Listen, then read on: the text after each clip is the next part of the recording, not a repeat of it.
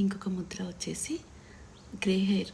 ఈ మధ్యకాలంలో grey hair అనేది చాలామందికి మెయిన్ ప్రాబ్లంగా తయారైపోయింది. సో దానికి ఒక ముద్ర ఉంది, ట్రై చేయండి, వదలకండి.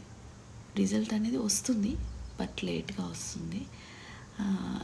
సో అది కరెక్ట్ కాదైతే ఎవరు చెప్పరు, ఎంతో కొంత కరెక్ట్ ఉంటుంది. ట్రై చేయండి, సిన్సియర్గా ట్రై చేయండి. ఎర్లీ మార్నింగ్ చేయండి, లేదంటే ఫుడ్ తినగానే ఎప్పుడూ చేయొద్దు. 2 hours గ్యాప్ అనేది ఉండాలి. అండ్ ఏదైనా ఓం మంత్ర ఏదైనా చాంటింగ్ చేస్తా చేయండి. సో ఇదన్నమాట మన ఇది ఉంటుంది కదా థంబ్ ఫింగర్, ఇలా